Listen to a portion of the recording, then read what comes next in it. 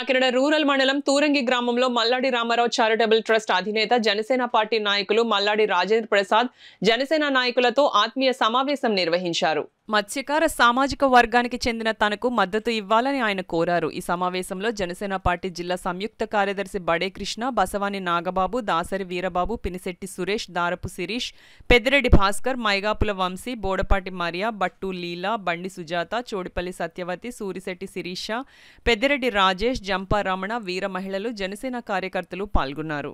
మన మత్స్యకార నాయకులు డాక్టర్ మల్లాడి రాజేంద్ర గారు దేవర్లో పార్టీలో జరగడం జరిగింది. ఆ రోజు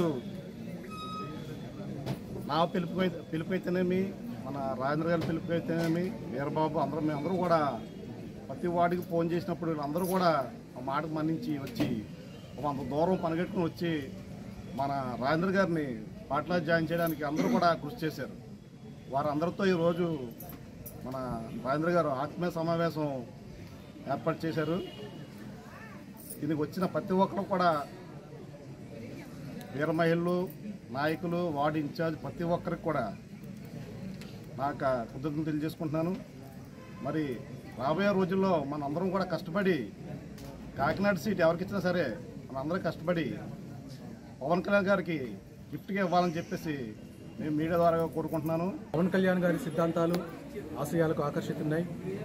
ఆయన సేవా దృక్పథానికి ముద్దున్నాయి. పార్టీలో చేరడం నిజంగా అదృష్టంగా భావిస్తూ ఉన్నాను. వీరందరి సహాయ సహకారాలతో జనసేన కుటుంబంలోకి చేరిన శుభ సందర్భంగా ఈరోజు వీరందరితో నేను ఒక ఆత్మీయ సమావేశం ఏర్పాటు చేసుకుని వీరందరితో కలిసి నేను ఒక విందు ఏర్పాటు చేసుకుని నా సంతోషాన్ని వీళ్ళతో పంచుకోవాలన్న ఒక సదుద్దేశంతో ఈరోజు సమావేశం జరగడం జరిగింది.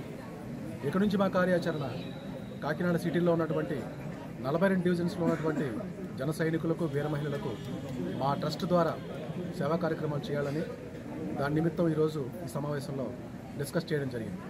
కాబట్టి 24/7 నేను అందుబాటులో ఉంటాను. జన సైనికులకి, వీర మహిళలకి అండగా ఉంటానని తెలియజేస్తూ గర్వంగా తెలియజేస్తూ ఉన్నాను. తీసుకుంటూ